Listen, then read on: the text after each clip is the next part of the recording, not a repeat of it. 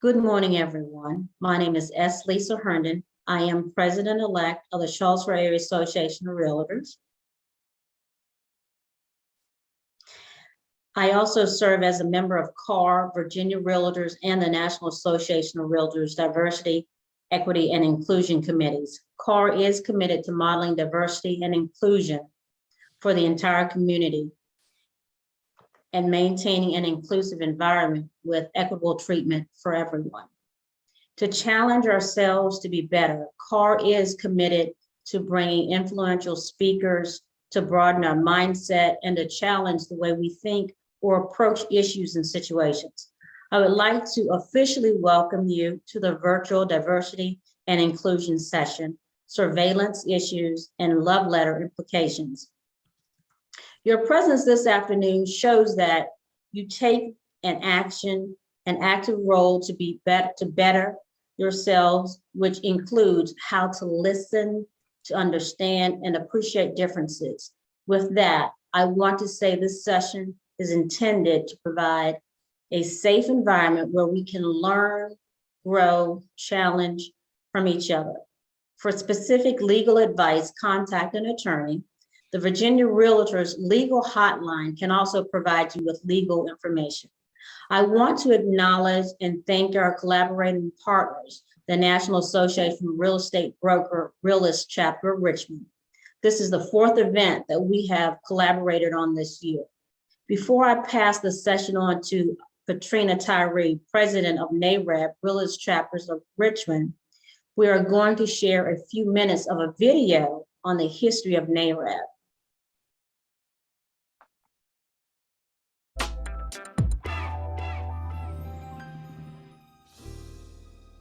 Going back to 1947, NAREB was founded because African Americans could not be members of NAR, at that time. And so there were a number of local real estate, African American real estate trade associations around the country who decided to come together and form a national organization. We would be accused of blockbustering.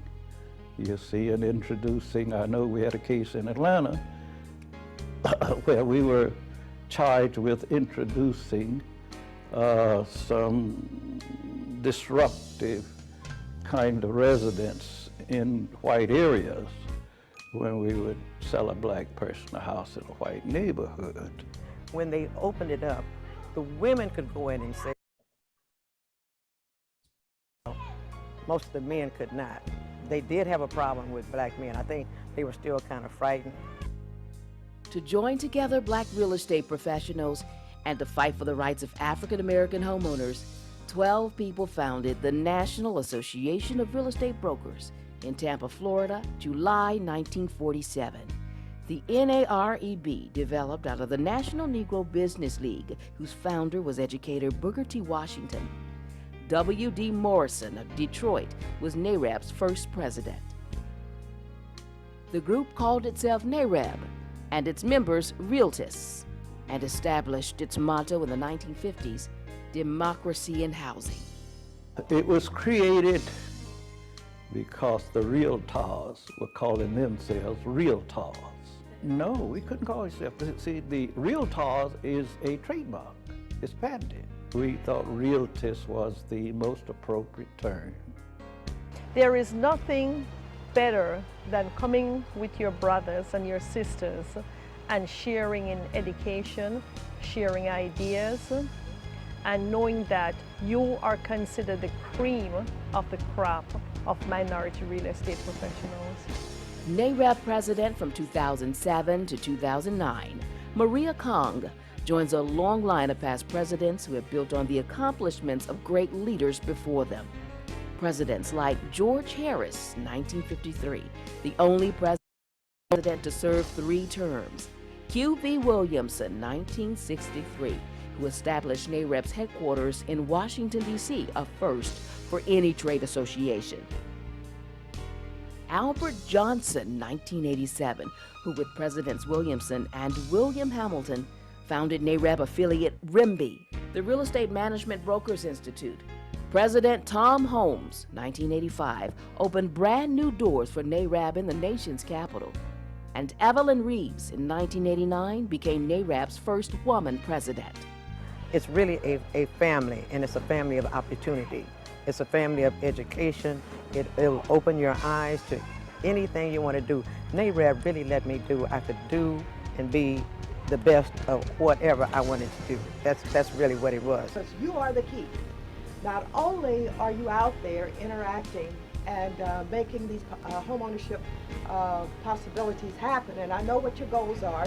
Gaining access to power, NAREB led the fight for fair housing in America and would change the race game forever for Black homeowners and real estate professionals. NAREB, more than any other group, pushed for the Fair Housing Act of 1968. The groundbreaking legislation did away with legal barriers to Blacks moving into white neighborhoods, and the law made it illegal to discriminate against Black real estate professionals. NAREB's Atlanta board, the Empire Board of Realtists, won a landmark lawsuit filed in the 1980s that went all the way to the U.S. Supreme Court.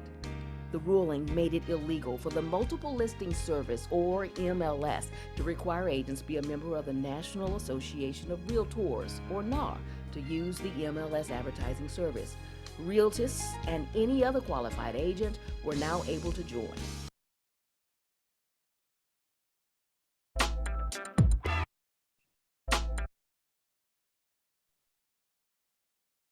Good morning. Thank you, Lisa, for sharing that video and for inviting us once again to participate with CAAR. We're honored to partner with you yet again. And I especially want to thank Allie. She has always been great in reaching out to us and helping us any way that she can. As mentioned in the video, NAREB was started in 1947 at a time when African Americans weren't able to be a part of the National Association of the National Association of Realtors. That's why they started the National Association of Real Estate Brokers.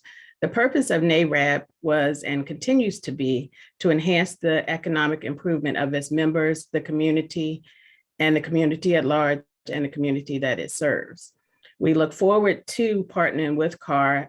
You have been great in partnering with us on these such as this that continues to help us to fight for democracy and housing. That was the mission in 1947, and it continues to be our mission today. And we invite anybody who has that same goal at heart to join us, and we can talk more about that later. Thank you for inviting us again today. And I would like to now invite Mark Wynn, our treasurer, to give us a prayer for the afternoon. Can everyone hear me? Yes. Okay. Heavenly Father, I want to thank you for the opportunity for us to come together to fellowship and learn and to train, Father. We want to make sure that we're continuing to impact our own minds and impacting the lives that we come in contact through the training that we receive. We want to be better for you in everything that we do. And we ask this in Jesus' name I pray. Amen. Amen. Thank you, Mark and Patrina. We appreciate that. At this time, we will move into our broker discussion. I welcome our broker panelists, Quentin Becken of Keller Williams Alliance, Charlottesville, who will also be our moderator, Keith Davis of Nest Realty Group, John Finn of United Real Estate Richmond, Keith Smith of Keith Smith Realty, and Michelle Thompson of CTI Real Estate. Welcome, brokers. Quentin, I will turn this session over to you. Thank you, Lisa. Welcome, everybody. We've had some very good sessions on fair housing, equity, and diversity over the last few years, and I am really excited to continue it with this session that is both timely and relevant.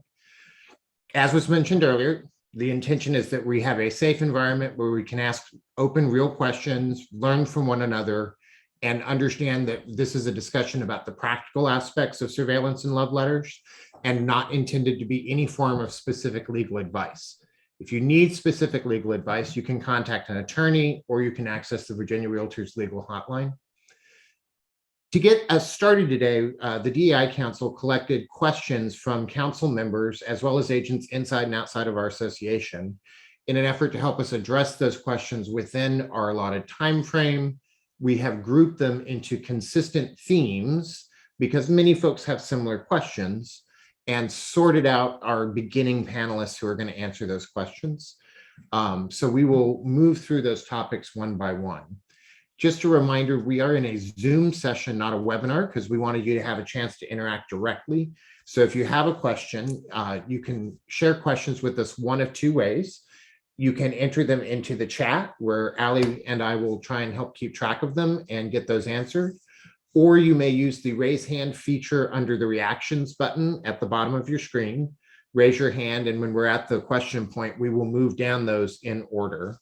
If for any reason we can't answer your question during the session, we will reach out to you afterwards with our best answer.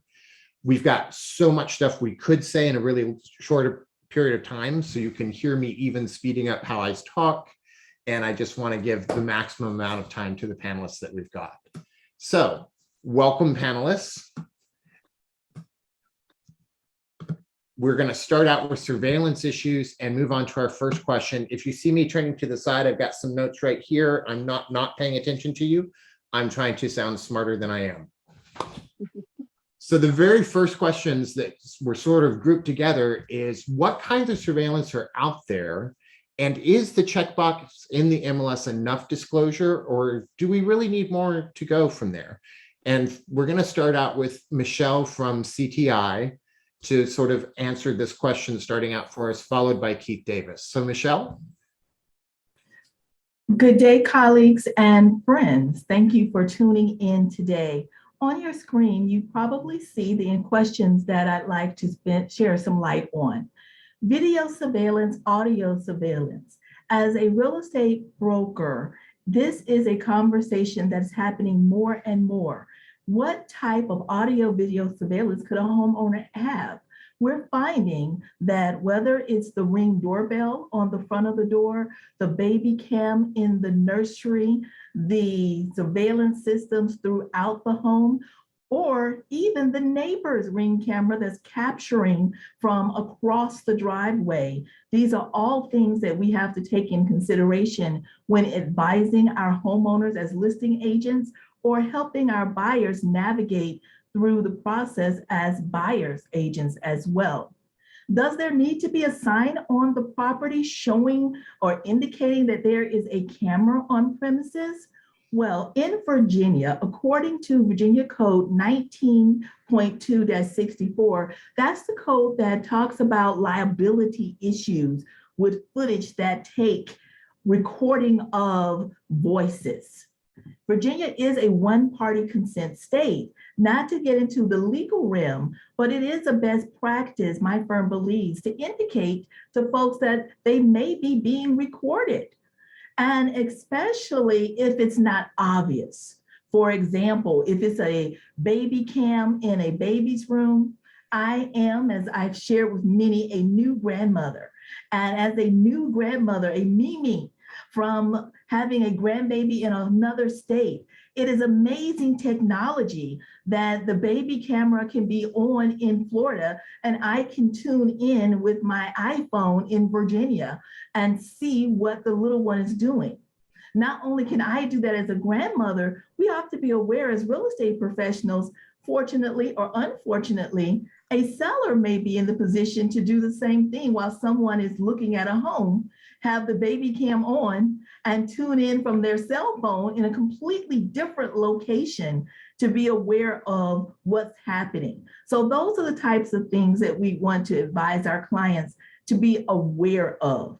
So when we say advise our clients, before a showing, what should an agent advise their buyers and sellers to do or not to do for that matter? Well, as a buyer's consultant, we often advise our buyers to be mindful of the conversations that they have in properties, to perhaps refrain from discussing while on the site or even in range of the video doorbell, because they can be quite sensitive. Having conversations about what they would offer, what they should offer, things they like or they don't like, or things they may want to ask for, or any type of detail that could negatively impact their negotiating platform. As a seller, we want to say that we want to be good humans. We want to make buyers feel comfortable in the home. And it's important that we share with our sellers that having video in the home, can make a buyer feel uncomfortable.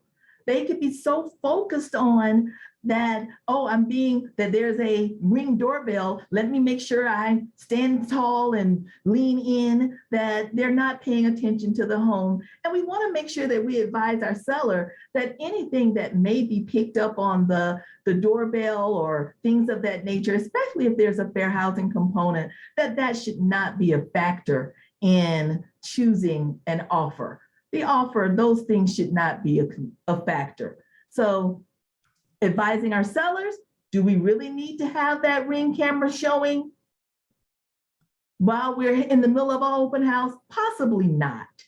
Advising a buyer, do we really need to have a conversation about our negotiation strategy while we're walking down the hallway in a home? Possibly not.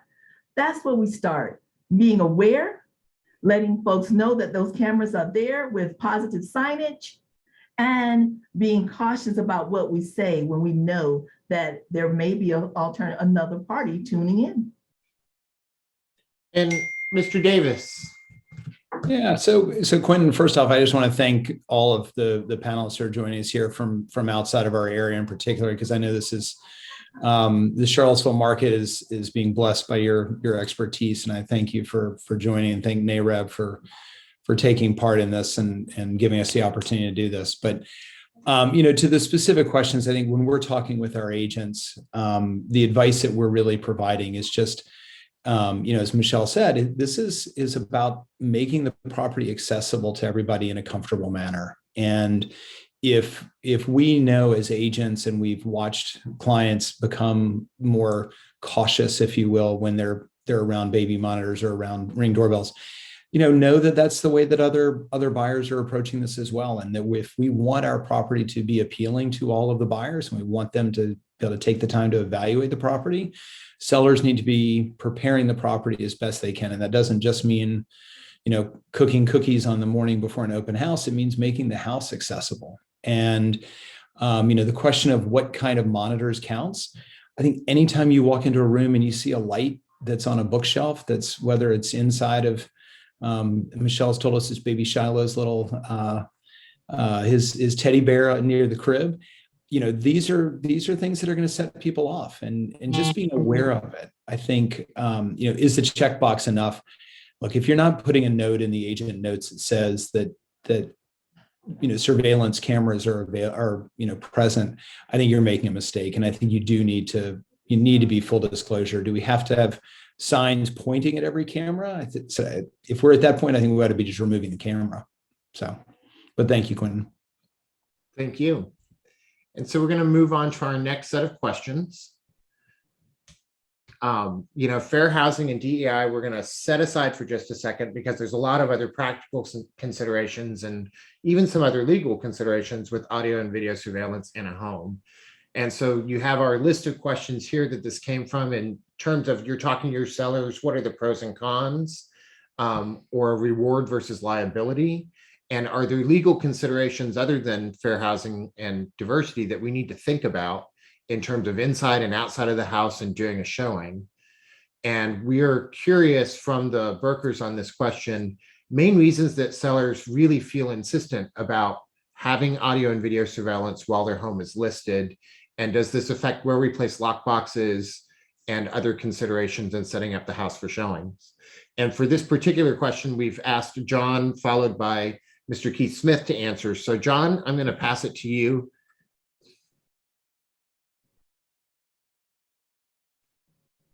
Oh, he's there somewhere, I know. There we go. Yeah, thank you, Quinn. First of all, let me say I'm really grateful to CAAR and the Realtors for putting on this event. It is a very important task in which they're taking upon themselves with the new DEI things and the like. But you said without addressing that. First of all, the pros and cons is the first comment here. What are the pros and cons of having a video or audio surveillance on the property? Obviously, for the seller, is to monitor their home, the safety and security of their family. the challenge for us as real estate agents is there is an opportunity there for a fair housing violation by using these tools. I know in my particular case, I use these. I use my video surveillance system so I can watch for the pizza man and see if what time my pizza's getting here. But you can discuss the rewards and the rewards and liabilities. In a real estate transaction, surveillance equipment opens your seller up to possible fair housing violations. Now, the caveat to that is that your seller possesses some type of bigoted views on some things. If not, they shouldn't have an issue, but if they do, then they are open to fair housing violations. What's some legal considerations for real estate professionals to know about surveillance? I believe real estate folks should prepare their buyers and behave themselves as if they're under surveillance at all times. At least that's what I tell my folks. Keith. All right. Thank you. Thank you. First of all, I'm glad to be here today. Good to see everyone, even by Zoom. Glad to be here today and glad for the panelists who are here. And Quentin, thank you for your work. The next question is, in your experience, what are some of the main reasons for sellers that sellers provide for insisting on audio and surveillance equipment, doing private showings and home inspections and/or home inspections? Well, I think sellers, they really want everything to be the way they want it. This is how sellers have been since the beginning. Sellers want what sellers want. And it's up to the real estate professionals to make business decisions as far as what we can do and what we are not allowed to do.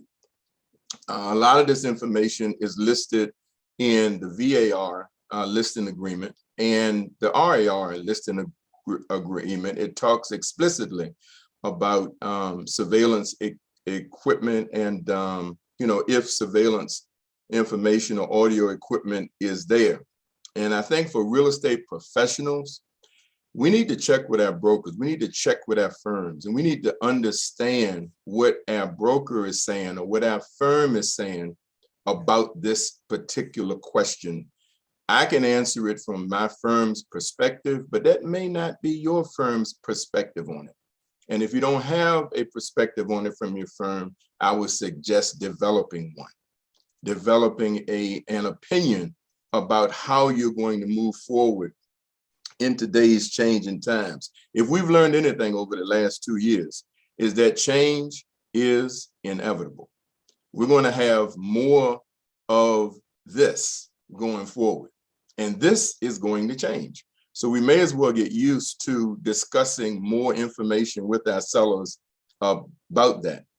Do agents need to think twice where lock boxes are located? Front, side, back? If so, what do they need to consider? Well, I'm gonna ask you a question. Why do you think physical locations of banks are built with brick? Does anybody know why you think they're built with brick? They're built with brick because someone made a business decision that said brick looks safe. Period. Brick looks safe. So someone made a business decision, and then all of a sudden, 95% of all physical location banks are made of brick. Okay? And it was a business decision based on someone's actions to do exactly that. We as real estate professionals and our firms and our brokers need to make business decisions when it comes to things like lock boxes. We can make a business decision to say, hey, Mr. Seller, Mrs. Seller, it looks better to have the lock box on the front door where it's well lit. And if it's not on the front door, it can be on a side door that's well lit, so that when other agents come to the property, they can be seen coming to the front. And maybe our agents need to understand that they need a sign on their car, they need cards in their pocket, they need a badge on, and this way it minimizes things that could possibly go wrong with a particular showing. 100% business decisions based on real estate brokerages and firms. I'll turn it back over to you, Quentin. Thank you, Keith. Our next set of questions revolves a little bit around some of the fair housing considerations. Did I skip? I'm sorry. Yes, there we are. We talk a lot about seller issues as brokers. We're training our agents, and sellers, and particularly this latest market, they have so much power over the process and the transaction. They get multiple offers to choose from. And so we're trying to talk about how do you work through this, sort of making the seller have consideration for buyers that they've never met yet, when they do feel so powerful in this current market and feel like they can call all the shots. And if you did run into a situation that you felt like was either explicitly or implicitly discriminatory, how did you, or how would you suggest handling that? And for these, we're going to start off with Michelle and then move to Keith Davis. Michelle? Fair housing considerations. As a broker, and I'm the principal broker of a mid-sized firm that covers from Fredericksburg to the Charlottesville area. There's 70 of us on our real estate team. So when we have the conversation about what have we talked about regarding video and audio surveillance, what are some best practice? When we're on the listing side, we want to make sure that we include in our agent notes that there is video on property, so folks can be aware that they may be recording when they're on site.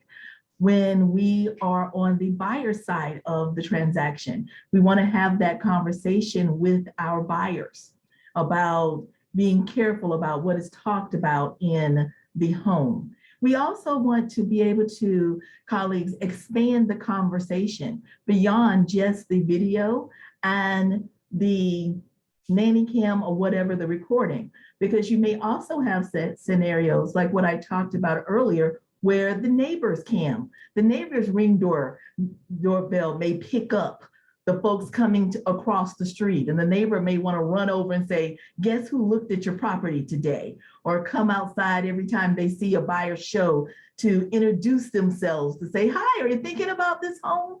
So any type of feedback that that seller may be getting, whether it's from a audio camera, a video camera, a ring doorbell, the neighbors sharing, that has to do with the fair housing consideration. As real estate professionals, it is important that we not only tell our teams, but also to share with our sellers that those factors cannot be used as consideration when interpreting or deciding what's the best offer for that seller. That things that relate to fair housing, protected classes cannot be a consideration in the offer negotiation process. Have I personally had the scenario where I felt that a decision was made based upon a fair housing consideration? That has not come to my attention for me personally, as a contract or an offer we have submitted. But there are protections in Virginia for that. They're at the state level and at the national level, where one can go for recourse if they do feel like they are being discriminated against, or if their offer was not accepted based upon a protected class. Focus on the paperwork, the net to seller, and the terms that match, not the other factors. And like I said, some folks, like it was said, some folks just have a bias, but I think most people are focusing on the bottom line, not of the offer, not the person that submits it. Mr. Davis. Thanks, Quentin. Yeah, I think, we've had this conversation in our firm a bunch, and what I talk to agents about really is not the intent behind the use of some of the surveillance, but it's the reality of the way it gets involved and the way it gets used. I think We'll talk about love letters in a little bit.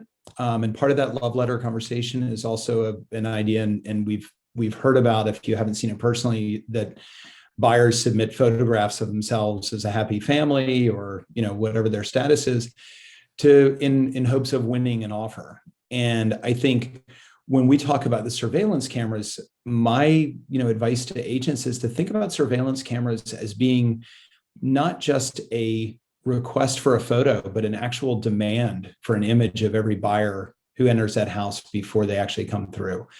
And if you think about a Ring doorbell that way, and you think about how offended each and every one of us should be if we received when you set up a showing time, they said, "Oh, please send me a photo of your buyers before you come to the house." I think we would all be flabbergasted by that request, but that's exactly the way a Ring doorbell operates. And to the question of, have we ever seen anybody make a decision that we've known has been a violation of fair housing? I have not heard of it. I have not talked to an agent who said this is what took place.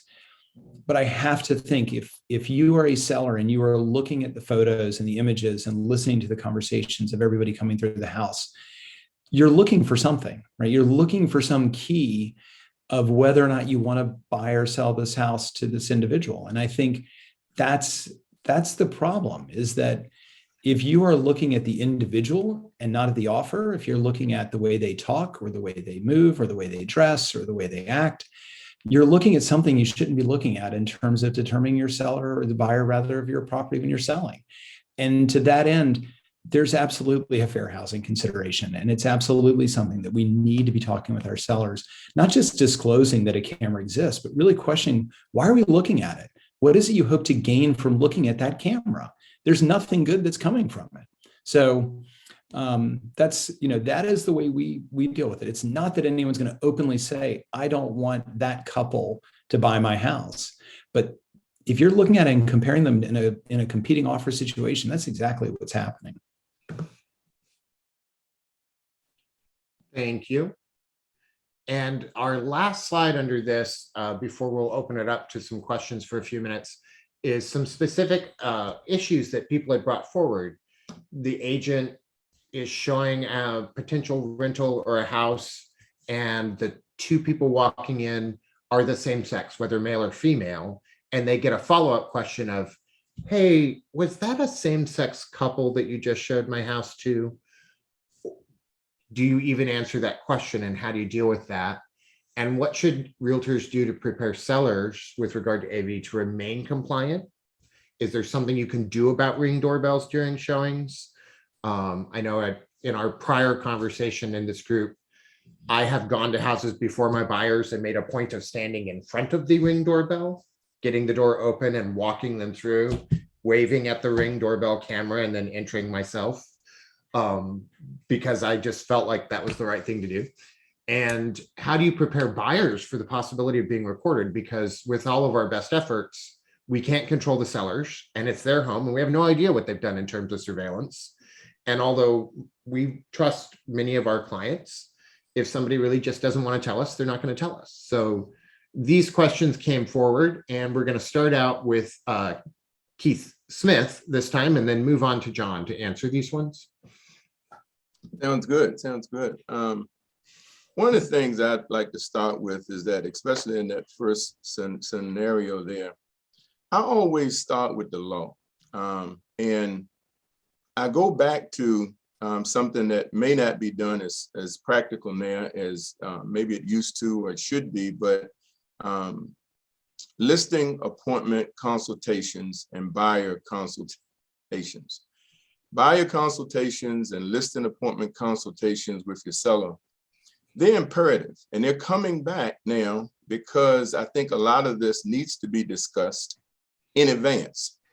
It needs to be discussed when the home is listed, when you're sitting at the table and you're talking about the listing agreement and you're going over item by item each one of the clauses within the listing agreement, and you're going to come upon the fair housing clause.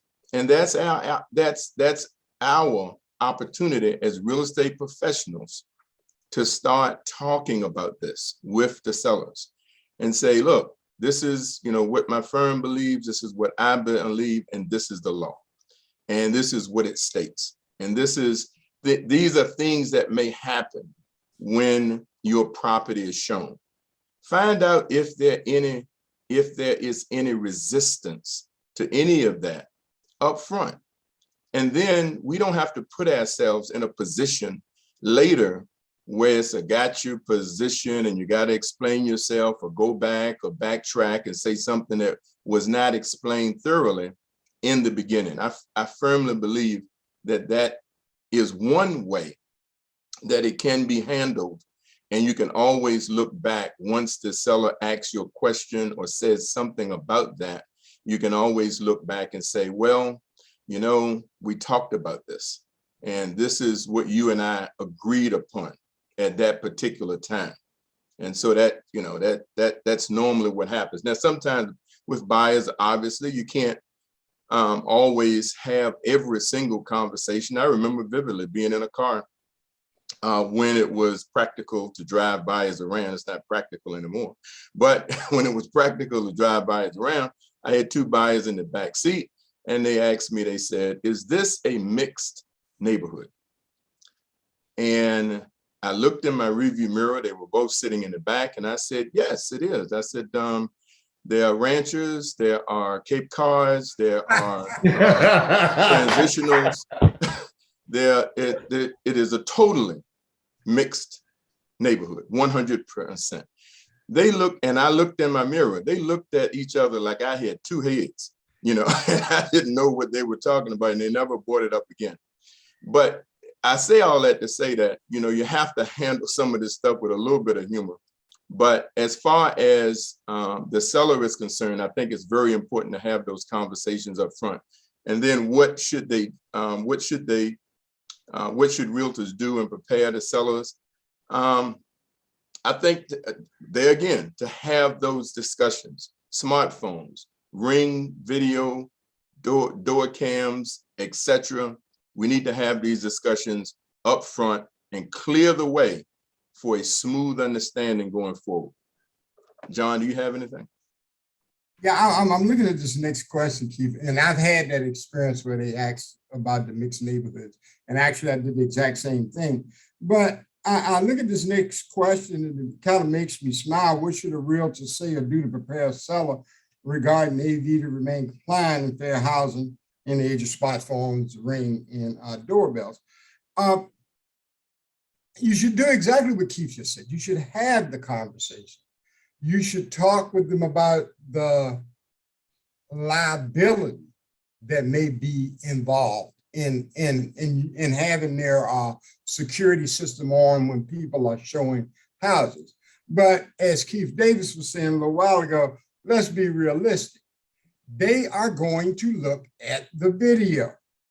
They're going to pull the video up and they're going to take a look at it. I mean, after all, you can only, like me, check for the pizza guy with your surveillance system, or check to see if your Amazon package got here, or check to see if your daughter's boyfriend stopped by the house after school.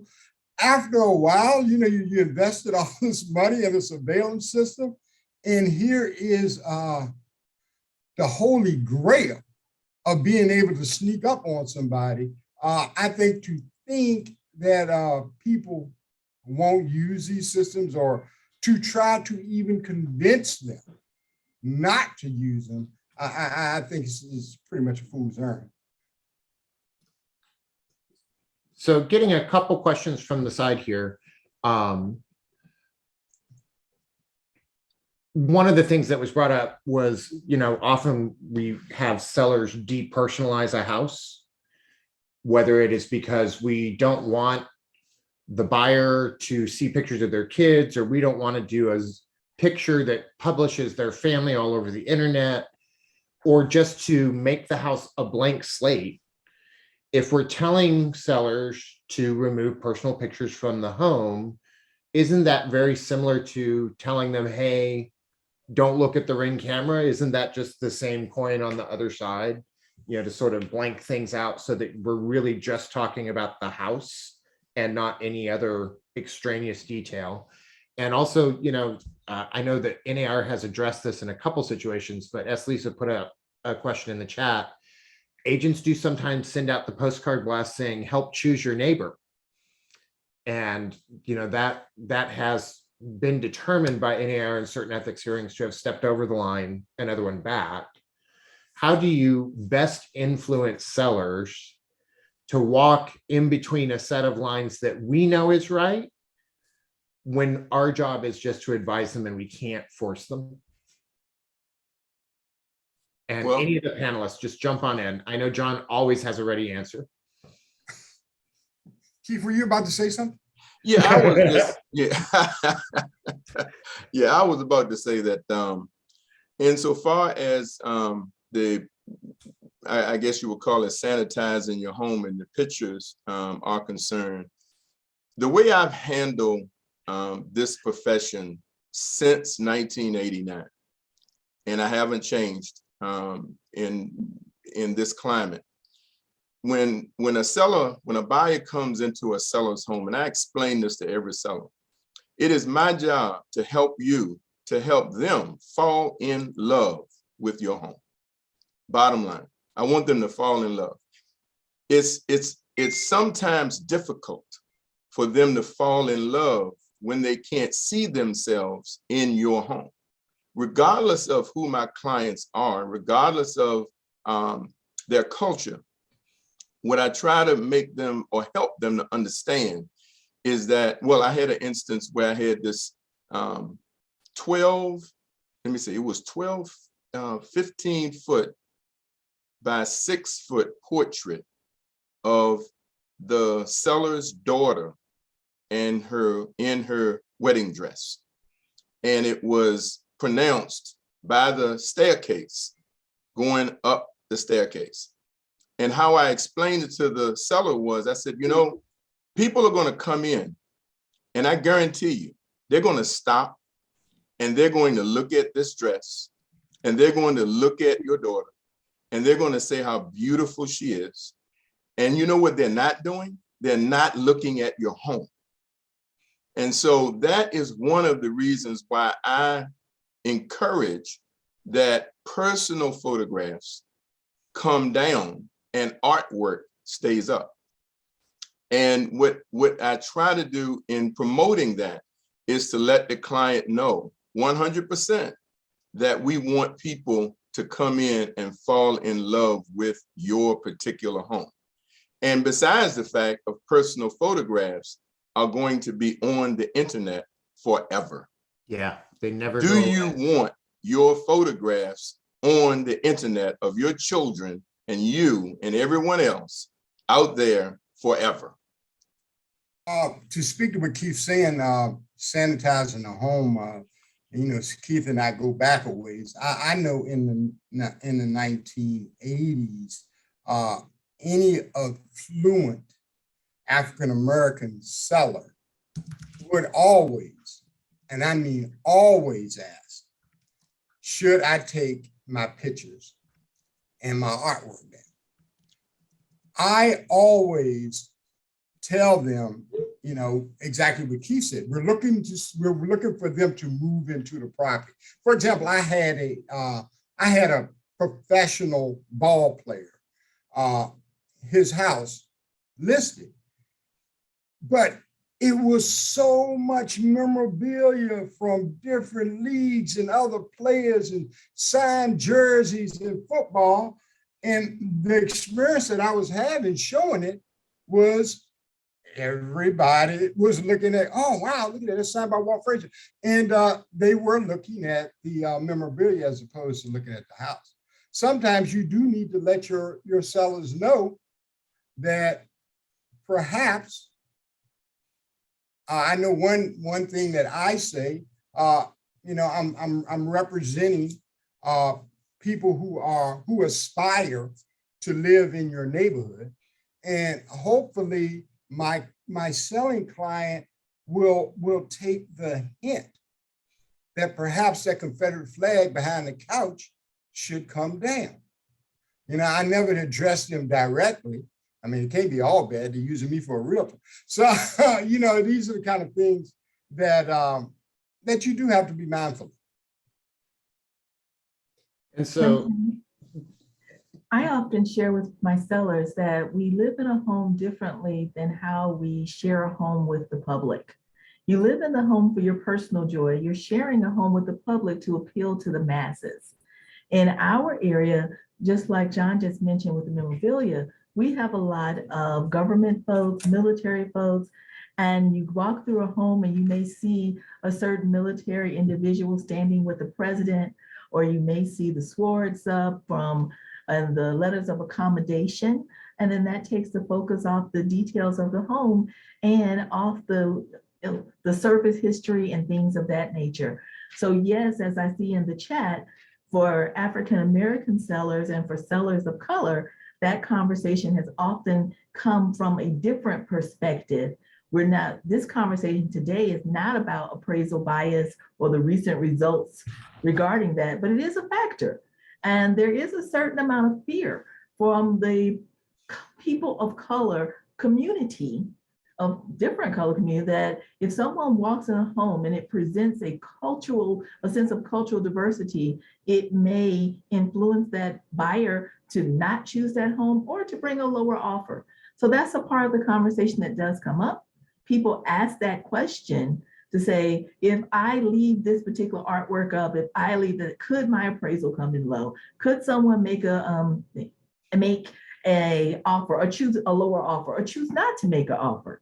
It could happen, but we hope that it won't. And we want to showcase the house in a certain way that lends itself to appeal to the broadest spectrum possible.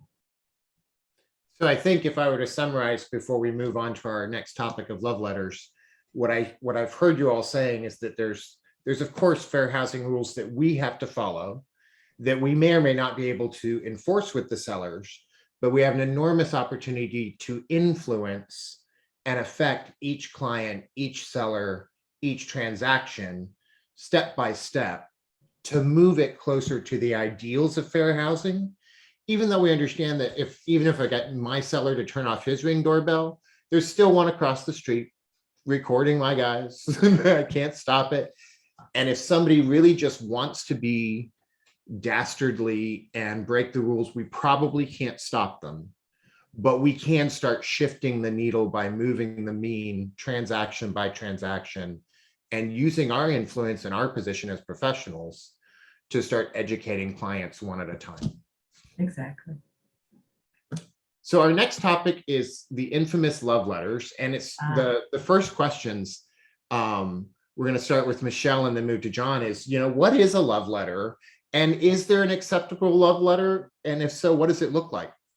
So Michelle, start us on out with this. The realtor love letter, the buyer love letter. What is it? When we talk about a love letter, many times we're talking about an introduction letter that a potential purchaser of a home will write that will showcase why they love the home and what they perceive as the best attributes of themselves, which is why the seller should consider them over the other offers that may have been presented. An example of a love letter may include dialogue that says something along the line of, as a newly married couple with military service and 3.5 children, this neighborhood will be great because of X, Y, or Z. Is that acceptable? Well, according to a recent article from our National Association of Realtors, they do not, our NAR says that yes, buyers can say whatever they want and send letters, but we have to be aware there could be consequences and fair housing implication, and they're not necessarily encouraged. It's a warning for agents and their clients to be conscientious that it could have some fair housing. There could be some bias there. Should we do it? What does it look like? What's my opinion on it? I'm not a fan of the love letter or any type of dialogue that showcases any protected class. What I am a fan of is an intro dialogue that illuminates the best possible attributes, not of the people, but of the offer. When you write an offer, you may not, as an agent, you may not be aware of the experience level of the agent on the other side of the deal. I encourage my team to include a talking points with the highlights of the offer, keyword offer, not the people. So if we make an offer and it's 101% of asking price, I want to include that. Please find attached the offer for XYZ property. Please note this offer is 103.1% of asking price.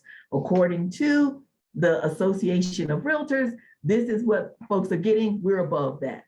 We're, according to the association, our local association, sellers are putting in such for subsidy or paying for subsidy. We're not asking for that. No, this offer does not include any contingencies other than X. So for me, for our team, we talk about including the highlights of the offer in a cover sheet to make presentation seamless and to make sure that the listing agent who may be reviewing 3, 4, 5, 7 offers or 2 or 3 can have those talking points available. Should that cover sheet include anything about the people there, that any fair housing? I say no. John. Yeah, I'm going to look at the last question and address that first. What does an acceptable love letter look and sound like? It looks like a blank sheet of paper. You should not encourage your people at all to do love letters. And I will say this, I've been in this business for 45 years and love letters have been around for a long time, more prevalent today than years ago. But I have never, ever seen a love letter that did not violate fair housing law. So John, are you saying that that you would not recommend? I'm right behind you. You have me by 8 years. So 1991 for me. So are you saying that my cover letter that says offer is, please note the offer includes the following attributes: 102% of asking price, no home inspection, no waiving the appraisal contingency for you? Yeah, but as you said at first, that's not love letter. That's the attributes of the offer. Okay. I'm talking about a bona fide love letter. I can imagine my kids running down the steps on Christmas morning. You know, there's 2 violations right there. So it is a no-win situation for agents. I instruct my folks, don't take them, don't have anything to do with them. Don't take it and pass it on. That's just as bad. Even if you don't look at it and read it, just encourage them not to get involved in this type of personal market.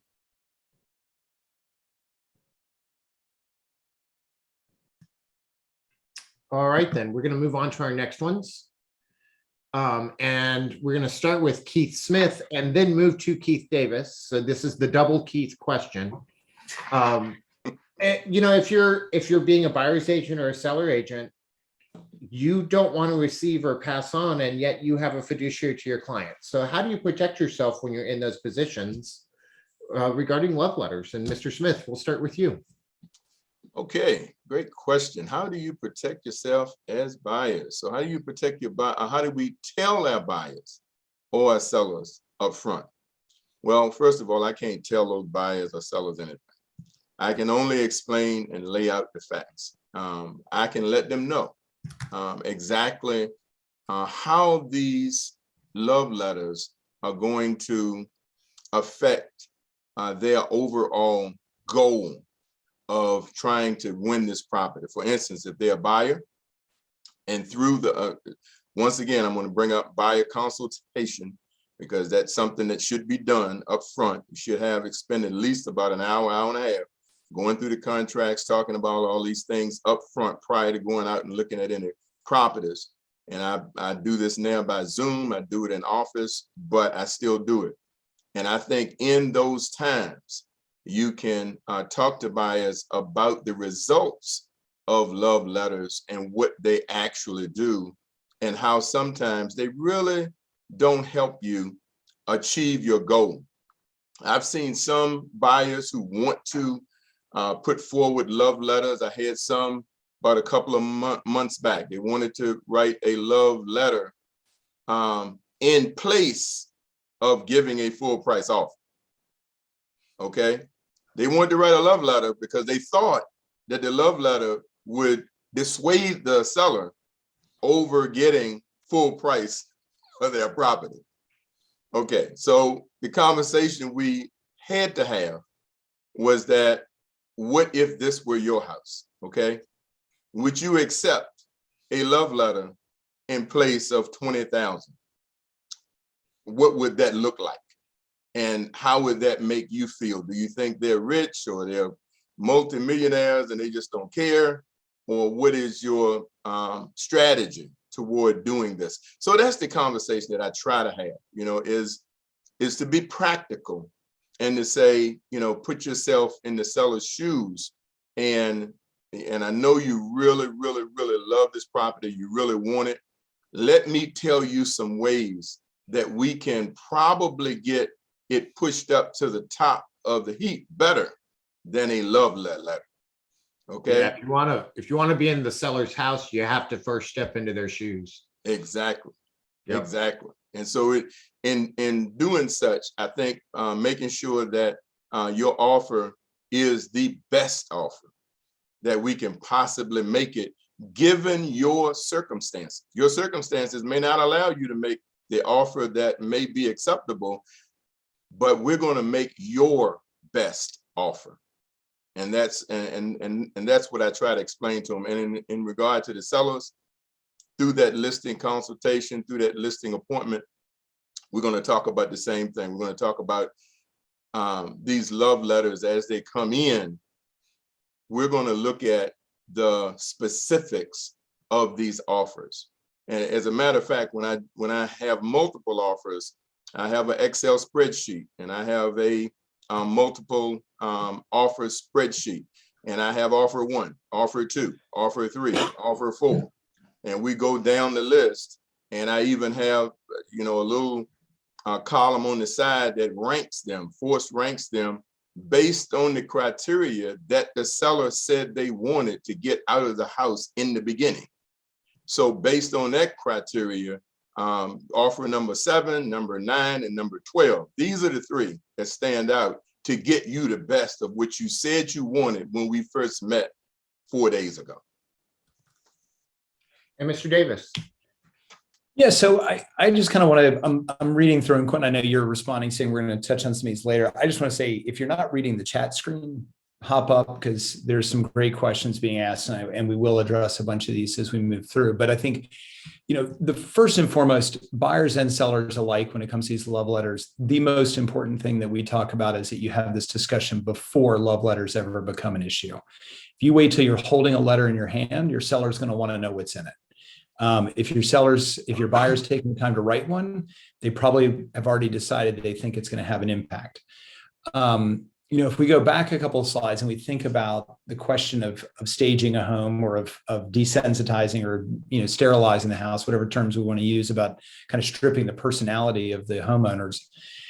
If we have done our jobs stripping the personality from the house, and we've made it about the house itself, it's unlikely that the buyer is going to be able to see signs that actually will point to what the seller would be interested in that love letter anyway. And I think the question with the buyer is, when you're about to say something personal in that letter, how do you know that that's actually going to appeal to the person who is selling the house? To the question of, I see my children running down the stairs on Christmas Day. If you don't know the religious makeup of the family who's selling it, or you don't know the familial status, or you don't know what their view is on children and on Christmas, there's a chance that letter is going to backfire. And the reality is, I know that there are stories in the marketplace, and we hear about them, and we know they exist, that these letters make a difference, that somebody's gotten a house and they believe, we don't know, but we believe that our purchaser has been able to use a letter to get a leg up. What we never hear about is every time our buyers don't get a house, whether or not that letter was part of the reason they didn't get the actual house itself. And so I think there's a big question as to what the real benefit to these letters are for buyers. How do we deal with it with the seller standpoint? And I'm trying to make sure that I'm not stepping on the next slide's toes. What we've asked our agents to do in our firm is to have these conversations with sellers before they ever list the house or when they're in the process of signing listing agreements that say, if you tell me up front to not present to you buyer love letters, I will hold them back and we never have to talk about them. Once I get them, if we haven't had this discussion, I'm going to be bound legally to present them because they are part of the offer. But if you put it out there and we say in the MLS, and I've seen, and Quentin, your firm, you've had agents who followed suit on this, and I've seen it in the agent notes. If you present buyer love letters, the seller has already said not to present them. Please don't waste my time and energy reading them and knowing about them, because I don't want to know what's right. I want to know how much money you're willing to offer, when you're willing to close, and how sure we are that you really are going to buy this house. If you have those conversations with buyers and sellers before you get an offer, before you prepare an offer for a buyer, you're in a much better position to be able to remove and keep this transaction as clean as possible. And Keith, stay with me. We're going to move on to the next slide because we have transitioned to it already. Yeah. And when you do, we do have a fiduciary. And so you and I have had this conversation in the past, and we do have agents that I've worked with where we have addendums to the listing agreements, where they pre-instruct us that they do not wish to receive love letters or other unassociated personal data, just the offer. We've put it in the MLS, and we've gotten good responses to that from other agents. They've liked the fact that we've set it out front. What else can we do since we have a fiduciary, such as on the buyer side, when you tell them, you give them all the great reasons to not write a love letter, and they write one anyway, and they hand it to you and tell you to present it. Yeah. How do you work through this, and how do you make it better? Yeah, first let me answer Sarah's question. She said that she had been told that love letters were not part of the offer. I would direct anybody to Virginia Realtors help, the legal line on that one to get a formal ruling rather than relying upon any of us to give advice on that. In certain states, they've now passed laws saying you can't write them, and those are being overruled as a business practice question, not a in Oregon, this was overturned. What I've been told is that if somebody presents something as part of an offer, you have to present the entire offer. You don't get to pick and choose. So you don't get to withhold think of it as if you're withholding a pre-qualification letter for one candidate because you didn't like their bank or something else. You present what you're given. At least that's the way we operate. But I think in terms of the fiduciary, Quentin, if you have a buyer who hands you a love letter, read through it with them and ask them why they're saying what they're saying, and present options of when this is going to backfire. I think again, to Michelle's point of, if this is about why your money is better than someone else's money and why this is more of a sure thing, or if you're willing to forfeit the deposit, and the Virginia Realtors, and I know RARs is a little different, but the Virginia Realtor contract gives you the option of identifying that the seller gets to keep the money in the deposit if you terminate the contract over the home inspection. That's just yet another reason to be a stronger offer. Make those points and present them, whether it's in a cover letter, however we're terming it. Present your offer strongly, but don't make this about who you are or why you think that your kids and their kids would have gotten along, and that's the reason to buy the house. It's not a safe piece. And I think going through those love letters, Quentin, with your buyers after they've written them is going to be the only kind of good way to show them the impact of what their statements are. John. Are we talking about the fiduciary relationship now? Yeah. So first thing you're handed a letter and told to present it, or your seller wants to read it. Well, first thing I'm seeing here in this question is steer. I don't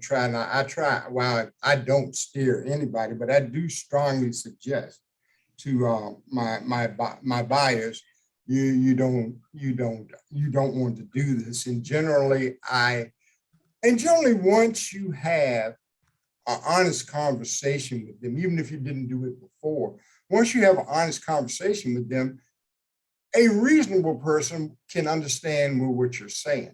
I don't believe that you should accept it. I don't believe you should assist in writing it. And I don't believe that you should even review it.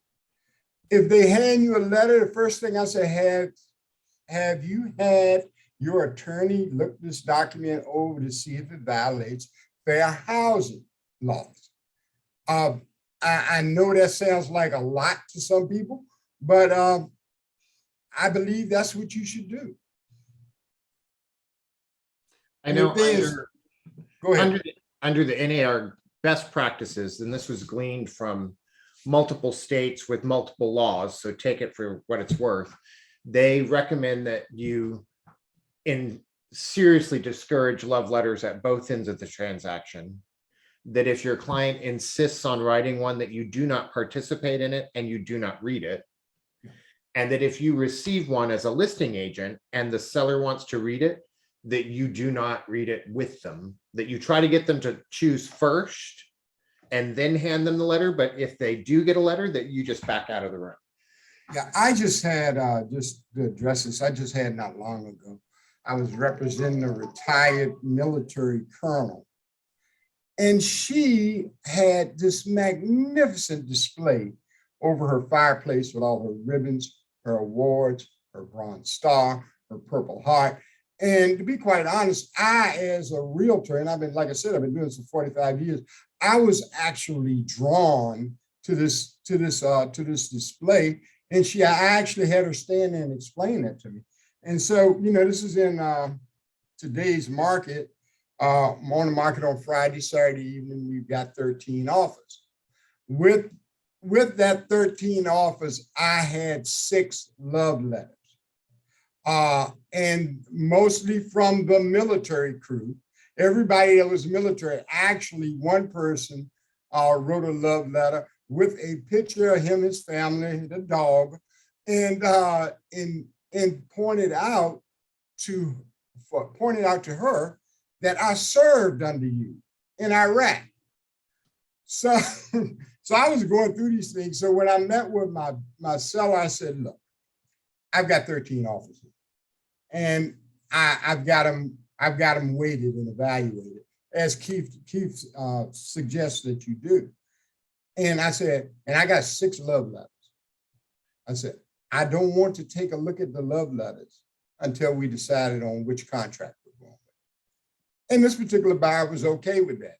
And then, a funny thing is, so after she decided on which contract she wanted to go with, and I was walking out the door, she said, I'd like to look at those love letters when the time is appropriate. I said, okay. That was 4 months ago. She hasn't seen them yet. But that's the only approach that I can think of to take with your seller if you haven't prepared yourself or prepared them up front, as Keith were suggesting. So now, Michelle, I'm going to switch slides and toss this next one your direction. You're a supervising broker, and one of your agents comes to you with they've got a house, they've got a listing under contract, they've received 3 offers with 2 love letters. They showed it all to their seller, and their seller picked an offer with a love letter, and she really believes that the seller didn't have any bias. And you say, okay, because you're a reasonable, calm broker. And so you say, okay, show me the offers and the love letters. And she shows you. And the one they picked has a vivid description of the family with photography.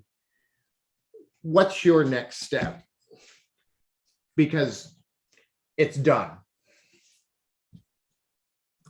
Thank you for that question. And I am a principal broker owner of my firm. So CTI stands for Caldwell Thompson Incorporated, and I'm Michelle Caldwell Thompson. So these are the types of questions as principal brokers we have to navigate through.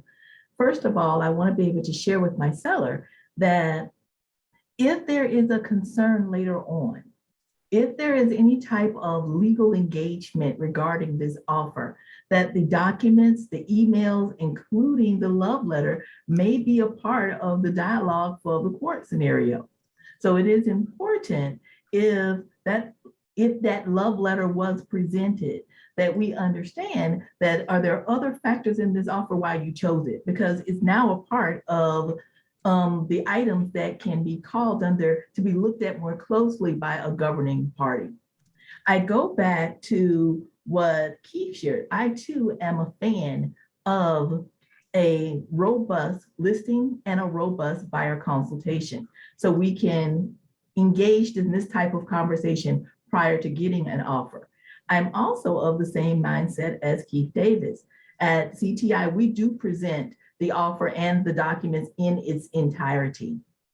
So what we receive, we present, but we also ask at our listing appointments if, when we were talking about presenting, if the seller would like to have that at that time. If they won't, we'll put that in our agent notes to say that seller is not considering buyer letters or non-contract related items as a part of the decision process. Please do not submit. So that becomes a part of that conversation very, very, very early on. Now let's go back a little bit further, because I am not licensed since 1991, 92.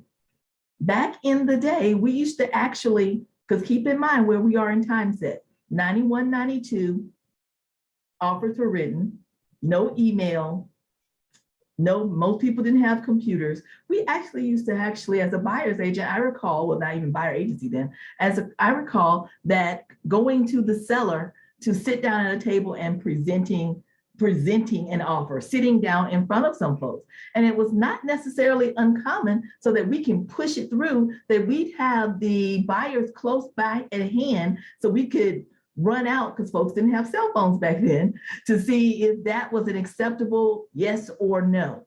So this whole concept of completely shielding the buyer from the seller is, in this age of technology, I think is a very high bar. Folks Google folks. So even if whether you have the picture on the offer, or folks just get an offer and type their name in Facebook to look these people up, if they have an attitude that they want to have bias, they'll find a way. I think our job as real estate agents would be a factor of disclosing what the rules are, document that we have disclosed what the parameters are, and being diligent in our consistency of service, that if this is the way we do it for one, this is the way we do it for all.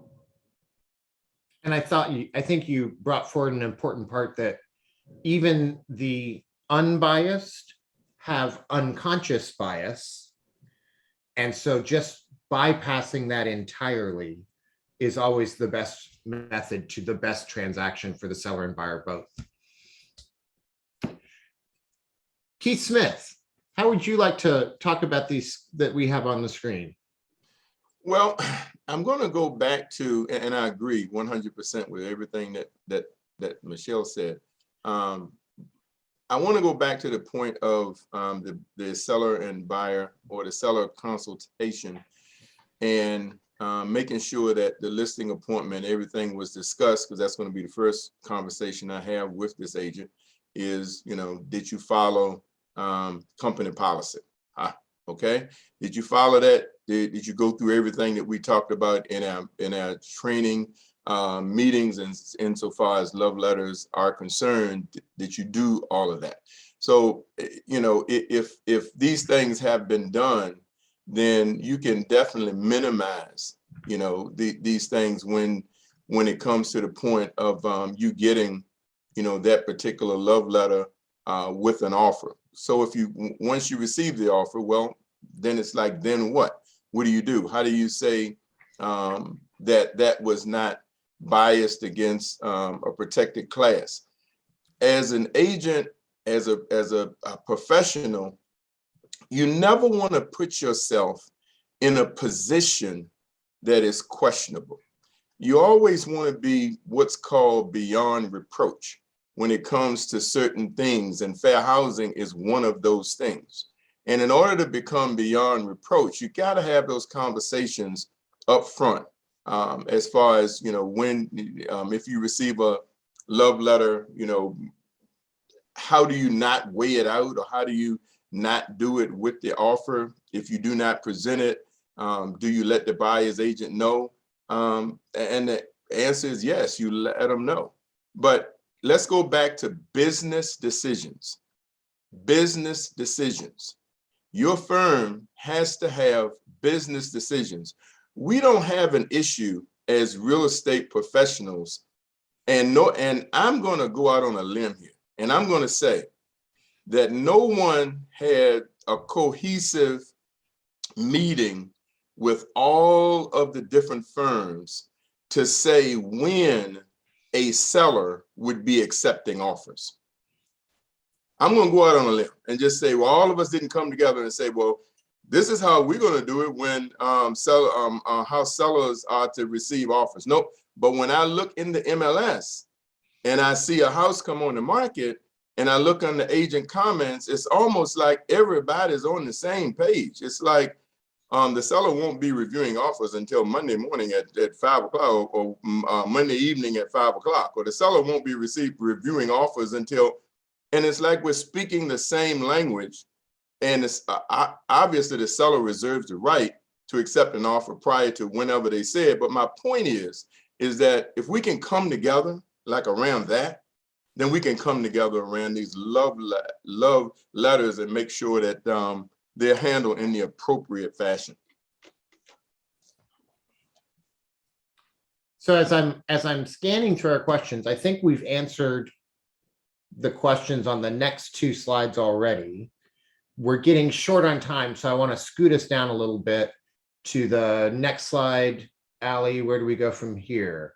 So, I've heard a whole lot of, if I was again to digest what you guys have said and say back, is that first and foremost, before there's ever a sign in a yard or an offer contract to be written, sit with your clients and really talk through the issues of surveillance and love letters and why they're not central to a transaction and why they could potentially derail the transaction. On the buyer side, you could be setting yourself up for a no that you don't deserve. And on the seller side, you could be setting yourself up for a fair housing suit that you may or may not deserve.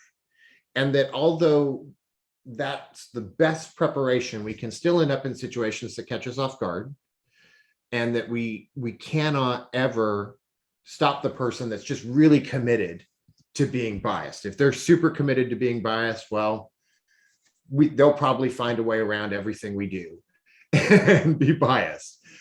But considering all of that, and where we've seen NAR is saying that love letters are a bad idea, Oregon has actually banned them. The Oregon Association of Realtors has banned love letters. And when you think about that, how do you guys feel about the possibility of, let's suppose at Virginia, it starts becoming a conversation of love letters are no longer central to the transaction, we should ban them? Well, I'll speak first, I guess. As far as, I think we need to make sure that we're dealing with the general public and sellers, clients, buyers with shared language. And when I say shared language, I mean language that is not offensive to the sellers, to the buyers, to the agents. And I think the mere fact of the word ban strikes a chord in this society with a lot of different people from different backgrounds. So when you say ban, it automatically makes the hair stand up on some people's necks when you say ban. I think we could maybe use a different strategy, around trying to get the best approach in a free society, if that makes sense. John, you look like you had something to say, which I know is rare because you're so quiet, but. Yeah, so believe me, I agree with everything that's being said. I do not agree with love letters. I worry about, and I'm not sure the state that banned them, the association won't get hit with this. I don't want to see a restraint of trade. hit against us. I know there's other things that I'd love to see happen, and I've been told, no, it can't happen because it's restraint of trade. But I think it's best practices that we don't do love letters. I think we have to educate our agents so they can educate the public. And if we just educate the agents how to teach their clients the rules we have to live by, and that we want to sell to anybody that can buy the house. We don't care who buys it. Just sell to whoever can buy it. Funky, I see a hand. Yes, I too did not think that love letters were part of the contract. So I think one approach would be to find out from legal authorities, is a love letter considered part of a contract or is it not? If it's not considered part of the contract, then I think refusing to see a letter is not a problem. You just say, you put it in the listing agreement that the seller will not review any love letters and they do not need to be presented. But that might be one way to do it. Yeah, you certainly have better control on the listing side of the deal than you do on the buyer side. We have about 6 minutes that I wanted to open up for other questions, other comments. We've been doing series of classes and open discussions from, I want to say it's been 2.5 years now, starting way back in time, leading towards better education on fair housing, and trying to engage our entire association on our commitment to diversity and equity and inclusion within our association and in housing. And it's led us to today, and there's going to be more to come. And a lot of what we've talked about, I feel like fair housing is one of those legs of the table that you need to hold up diversity, but it's not necessarily going to guarantee it. When we want to guarantee equity, we need fair housing, but fair housing alone is not going to do it. And I'm curious how you guys are feeling as we've moved forward. I certainly feel more hopeful and positive for our communities and our surrounding areas and our association because we've entered into these conversations, because we've done so much education, and feel much as Mr. Smith pointed out, nobody had to say it's time to start setting deadlines and cutoffs for offers to generate some hubbub. 1 or 2 people did it and other folks picked up the ball. I feel hopeful that as we start doing things that become best practices to protect fair housing in support of equity, that we will make it a business necessity. That if you're going to stay in business and serve a diverse community and have good business, this will become part of what you have to do, much in the way that first person did a 360 walkthrough tour. And we were all doomed to order that on our listings for forever because we couldn't not have it. So we've got 4 minutes left before we're cutting it off. And I'd just love to open it up and have some comments or added information from the audience. It's part of why we did this as a Zoom. Punky, I see you raised your hand again. Yes, and I wanted to make a query about the 360 Zoom. I have always felt that too could be a violation. You look into corners that you would not necessarily do with just still pictures. I've also been concerned about that as a safety issue for theft. That's all I'm going to say, but it's always been a concern of mine. And when we take a listing, this is not a firm, but this is myself and my daughter, we work together. We point this out to people that this could be a potential safety issue for their personal property. And for those of you that know us, we haven't had any trouble selling our listings by not having that 360 Zoom stuff. So I'm just throwing that out there. So if I pull it back to diversity, love letters, surveillance, any other commentary on that?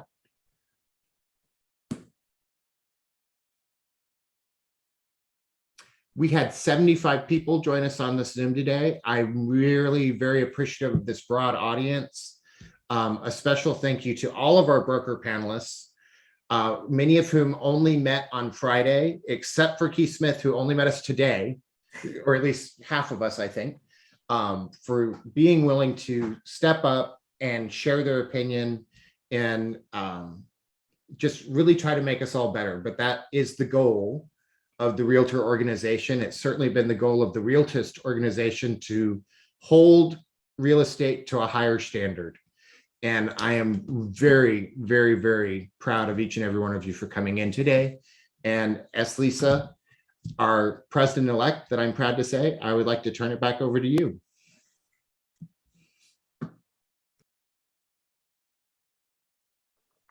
You're on mute, Lisa.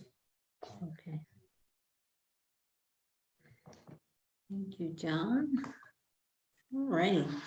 I just want to echo what Quentin just said, that I want to thank all the broker panelists again for participating in today's sessions. We greatly appreciate your time and expertise on these topics. Always great conversations, and it will continue. We love the dialogue. Katrina, would you like to share any closing words? Thank you. I would just like to, again, as with you and Quentin, thank all of the brokers for participating. It's been a very informative session. Two of the brokers, John and Keith Smith, are actually a part of Realtist Chapter of Richmond NAREB. And I want to thank them for not hesitating when we asked them to participate. NAREB, and our NAREB has 3 chapters in Virginia.